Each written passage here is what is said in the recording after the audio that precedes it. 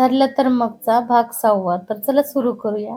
अर्जुनच्या हातात तो रहस्यमय लिफाफा होता आणि घरात सगळीकडे शांतता पसरली होती. लिफाफ्यावर लिहिलेलं ठिकाण आणि वेळ पाहून सगळे एकमेकांकडे पाहत राहिले.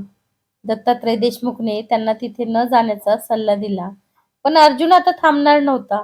त्याला इतकी वर्ष लपलेलं सत्य पूर्ण जाणून घ्यायचं होतं. दुसऱ्या दिवशी रात्री अर्जुन, सायली आणि अनन्या त्या पत्त्यावर पोहोचले. तिथे शहराबाहेर एक जुनं बंद सभागृह होतं. बाहेर अंधार आणि आत पूर्ण शांतता. त्यांनी दरवाजा उघडला आणि आत गेल्यावर त्यांना जुन्या खुर्च्या, धुळीने भरलेले स्टेज आणि मध्ये एक टेबल दिसलं. त्या टेबलावर एक प्रोजेक्टर ठेवलेला होता. अचानक दिवा लागला आणि स्क्रीन सुरू झाली. स्क्रीनवर एका व्यक्तीचा व्हिडिओ दिसू लागला. आवाज आला, "जर तुम्ही इथपर्यंत पोहोचलात तर तुम्ही सत्याच्या खूप जवळ आहात." अर्जुनचा श्वास वाढला. व्हिडिओमध्ये अनेक जुने फोटो दिसू लागले. त्यात देशमुख कुटुंब, लहानपणीचा अर्जुन, अनन्या आणि काही अनोळखी चेहरे होते. साईला एका फोटोच्या कोपऱ्यात एक ओळखीची व्यक्ती दिसली. तिने स्क्रीन थांबवली. सगळे स्तब्ध झाले. कारण त्या फोटोमध्ये अशी व्यक्ती होती जी आजही त्यांच्या आयुष्यात होती, पण कधीच चर्चेत आली नव्हती. व्हिडिओ पुढे सुरू झाला. त्यात सांगितलं गेलं की अनेक वर्षापूर्वी एका निर्णयामुळे काही लोक वेगळे झाले आणि काही लोकांनी सत्य लपवण्याचा निर्णय घेतला. अर्जुनला जाणवलं की तो ज्या उत्तराच्या शोधात होता त्या जाळं आणखी मोठं आहे. अनन्या शांत बसून ऐकत होती. अचानक स्क्रीन बंद झाली. त्या क्षणी सभागृहाचा दरवाजा बंद झाला. सायली घाबरली. अर्जुनने दरवाजा उघडण्याचा प्रयत्न केला पण तो लॉक झाला होता. मागून आवाज आला, "सत्य ऐकायचं असेल तर शेवटपर्यंत थांबा." स्टेजवर प्रकाश पडला. तिथे एक जुनी पेटी ठेवलेली होती. अर्जुनने ती उघडली. आत काही पत्र आणि एक डायरी होती. डायरीच्या पहिल्या पानावर लिहिलं होतं, "कधी कधी सत्य उशिरा सांगितलं जातं कारण लोकांना ते स्वीकारणं कठीण जातं."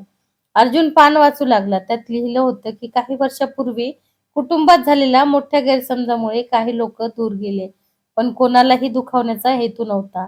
सायलीने डायरीच्या शेवटच्या पानावर एक छोटा नकाशा पाहिला. नकाशावर देशमुख वाड्याचा मागचा भाग चिन्हांकित केला होता. तेवढ्यात सभागृहाचा दरवाजा उघडला. तिघे लगेच वाड्यात परतले. रात्री उशिरा त्यांनी नकाशात दाखवलेल्या जागी शोध सुरू केला. तिथे जुनी विटाची भिंत होती. अर्जुनने भिंत तपासली आणि एक लपवलेला दरवाजा सापडला. दरवाजा उघडल्यावर खाली जाणाऱ्या पायऱ्या दिसल्या. सायलीने विचारलं, "आपण खाली जावं का?" अर्जुन म्हणाला, "आता मागे फिरायचं नाही." तिघे खाली गेले. खाली एक छोटी खोली होती. खोलीत जुने फोटो, एक बंद कपाट आणि भिंतीवर मोठ्या अक्षरात लिहिलेलं होतं, "जे दिसतं ते पूर्ण सत्य नसतं." अर्जुनने कपाट उघडलं. आत एक बॉक्स होता. बॉक्समध्ये दोन वस्तू होत्या. एक जुनी चेन आणि एक पत्र. पत्र उघडल्यावर पहिल्या ओळीत लिहिलं होतं, "अर्जुन, जर तू हे वाचत असशील तर याचा अर्थ तू योग्य ठिकाणी पोहोचलास." अर्जुनच्या हातात थरथर सुरू झाली.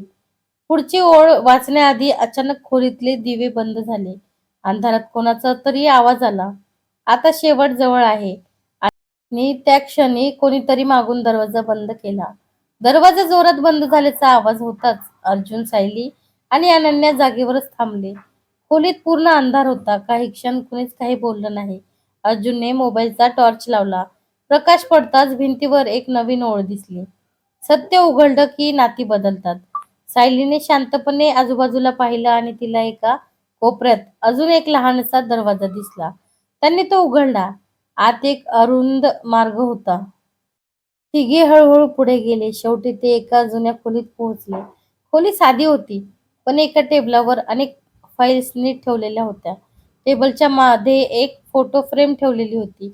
अर्जुनने ती उचलली. फोटोमध्ये संपूर्ण देशमुख कुटुंब होतं, पण त्यात एक चेहरा काळ्या शाईने झाकलेला होता. अनन्या हादरली. तिला काही जुने क्षण आठवू लागले. तिने हळू आवाजात सांगितलं की तिला लहानपणी अशीच एक खोली आठवते. अर्जुनने फाईल उघडली. त्यात काही पत्र होती. प्रत्येक पत्रावर एकच ओळ लिहिलेली होती, "कोणीच पूर्ण दोषी नव्हतं." अर्जुन अधिकच गोंधळला. तेवढ्यात त्यांना पावलाचा आवाज ऐकू आला. मागे वळून पाहिलं तर कोणीच नव्हतं, पण टेबलावर एक जुनी लिफाफा ठेवलेला होता. अर्जुनने तो उघडला.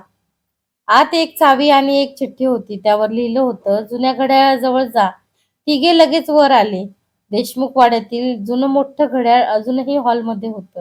अर्जुनने चावी पाहिली आणि घड्याळाच्या खाली एक लपवलेलं कुलूप दिसलं. चावी फिरवताच घड्याळाचा खालचा भाग उघडला. आत एक जुनी डायरी आणि एक छोटा बॉक्स होता. दत्तात्रय देशमुख तिथे आले आणि ते काही क्षण काही बोलले नाहीत.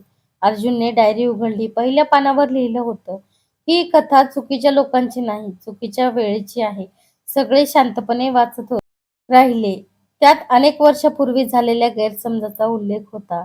काही निर्णय घाईत झाले होते आणि त्याचे परिणाम सगळ्यांवर झाले होते. अनन्याने डायरीचं शेवटचं पान उघडलं. तिथे एक फोटो चिकटवलेला होता. फोटो पाहून तिचे डोळे मोठे झाले. अर्जुनने फोटो घेतला. फोटोच्या मागे फक्त एकच ओळ लिहिली होती, ज्याला तुम्ही शोधत आहात तो तुमच्या अपेक्षेपेक्षा जवळ आहे. तेवढ्यात बाहेर गाडी थांबली. अर्जुन बाहेर धावत गेला. गेटजवळ एक व्यक्ती उभी होती. त्या व्यक्तीने काहीही न बोलता अर्जुनच्या हातात एक सीलबंद लिफाफा दिला आणि निघून गेली. अर्जुनने लिफाफा उघडला. आत एकच ओळ होती, उद्या संध्याकाळी सगळं संपेल आणि खाली लिहिलं होतं, भाग 7.